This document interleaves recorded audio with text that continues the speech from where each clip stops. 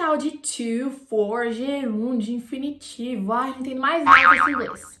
Hello everyone, Bia aqui. Eu sou a Bi, no caso, né? Como eu já disse, Bia aqui, uma das gêmeas do inglês. Eu e minha mãe gêmea Gi somos teachers especialistas em descomplicar o inglês para você falar de uma vez por todas.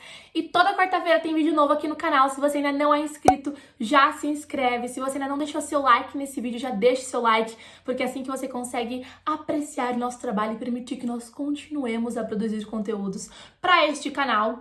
E vamos lá, no vídeo de hoje eu vou te explicar o que são infinitivos, o que são gerúndios, ou seja, esse to e esse for, como você conhece mais popularmente, e quando usar cada um.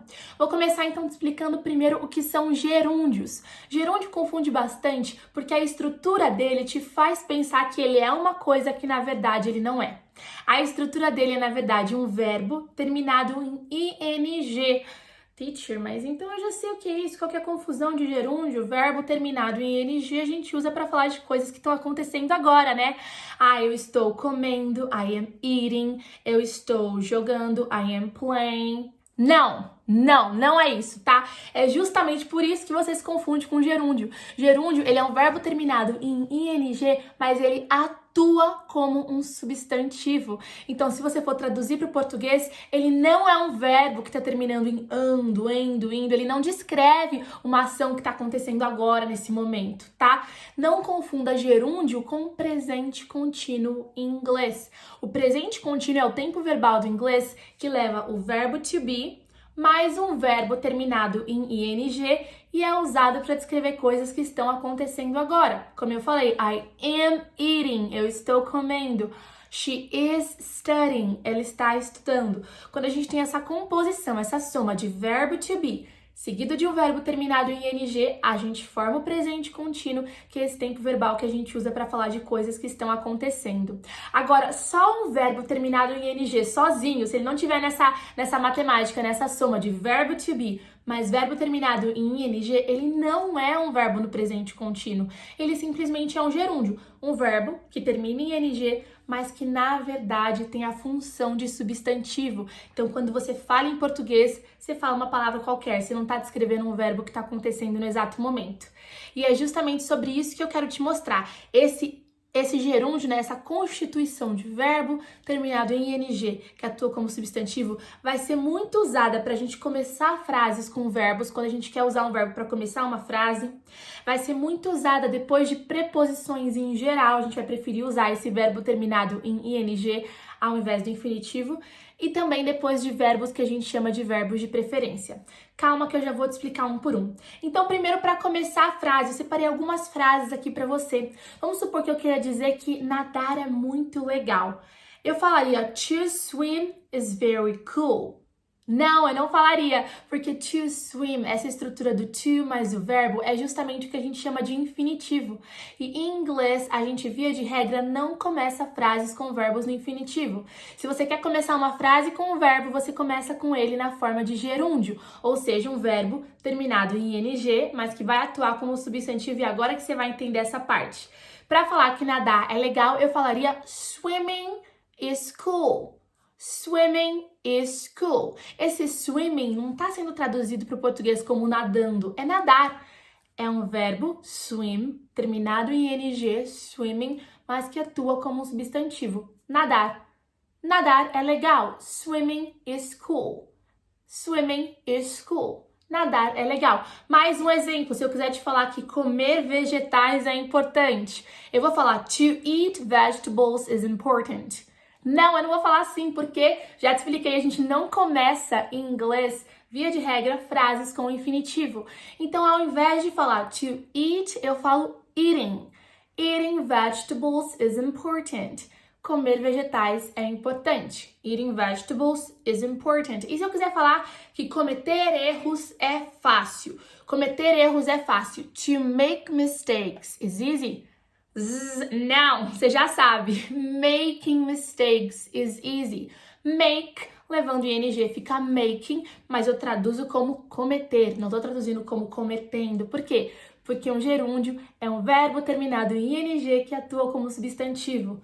Cometer erros é fácil. Making mistakes is easy. Então, essa estrutura de gerúndio você vai usar para começar frases com verbos. Eu também te disse que você vai usar depois de preposições. Por exemplo, eu tô cansada de esperar. I'm tired of waiting. I'm tired of waiting. Tired, cansada. Of é esse de e é uma preposição. E justamente porque é uma preposição, depois eu não vou colocar um infinitivo. Eu não vou falar I'm tired of to wait. Não, I'm tired of waiting. I'm tired of waiting. Eu tô cansada de esperar. Ou então, I dream about traveling to Australia.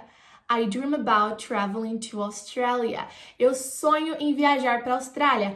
I dream about. About é uma preposição, então depois dela eu coloco um verbo no gerúndio. Traveling. I dream about traveling to Australia. E por fim, o último uso em que a gente vai escolher gerúndios ao invés de usar infinitivos é quando a gente estiver falando de verbos de preferência. Verbos de preferência são verbos que expressam preferência. Oh, meu Deus. Meu Deus, fala sério, Bia. Sério isso? Que verbos de preferência expressam preferência? Pois é, como por exemplo, love, que é amar, like, que é gostar, enjoy, que é curtir, dislike, que é não gostar, hate, que é odiar. Depois desses verbos, a gente coloca o segundo verbo escrito no gerúndio. Por exemplo, se eu quero falar que eu gosto de jogar futebol. I like playing soccer. Eu gosto de jogar futebol. De novo, esse playing não tem nada a ver com jogando, com uma ação que está acontecendo agora. É um gerúndio. É o verbo play terminado em ing que funciona como um substantivo. Jogar. I like playing soccer. Eu gosto de jogar futebol. I like eating out. I like eating out. Eu gosto de comer fora. Eu gosto e depois comer escrito na forma de gerúndio. Então, gerúndio é um verbo terminado em ing que atua como substantivo. Você vai usar principalmente para começar a frase com verbo, depois de preposições em geral e depois de verbos de preferência. E infinitivos. O que são infinitivos? Gente, é a forma mais básica do verbo. É o to mais o verbo. Por exemplo, to play, jogar, to eat, comer. E a gente vai usar o verbo nessa forma de infinitivo geralmente depois de adjetivos e também depois de question words. Por exemplo, eu peguei um exemplo aqui do adjetivo She's very easy to talk to.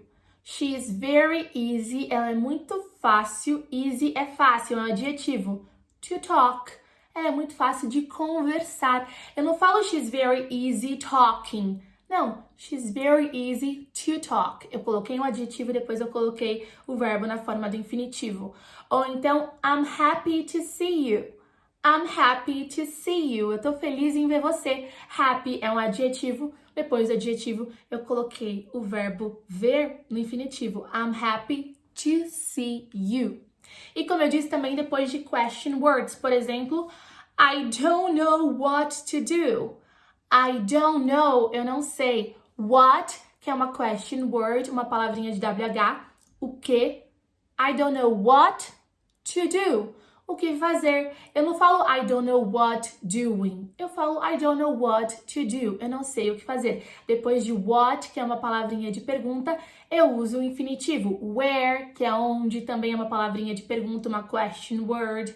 When, que é quando. How, que é como. Ok? Where, que é onde. São palavrinhas de pergunta que depois eu prefiro usar infinitivo. Ok? Então, basicamente é isso. E aí que eu quero te explicar aquela dúvida em relação ao to e ao for. Teacher, por que às vezes eu vejo alguém expressando alguma coisa falando to e às vezes eu vejo alguém falando for? Me explica. Isso também entra aqui nesse conceito de infinitivos e gerúndios, num caso bem específico.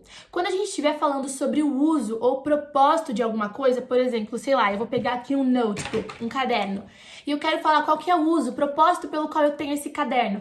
Nesse caso, eu posso expressar tanto usando um infinitivo quanto usando um gerúndio. Acontece que se eu quiser usar um gerúndio, eu vou ter que colocar a preposição for na frente, tá? Essa é a exceção. Por exemplo, se eu quero falar que eu uso esse caderno para anotar coisas, eu posso falar I use my notebook, eu uso meu caderno to take notes, para anotar. To take tá no infinitivo, para anotar. Ou então eu poderia falar a mesma coisa usando um gerúndio, mas antes eu teria que colocar o for.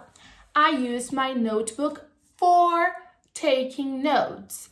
Eu falar I use my notebook to take notes é a mesma coisa que eu falar I use my notebook for taking notes, porque eu tô falando de um uso, de um propósito, então dá certo. Por exemplo, eu poderia pegar o meu celular e falar I use my cell phone to talk to my friends. Eu uso meu celular para falar com meus amigos. I use my cell phone for talking to my friends.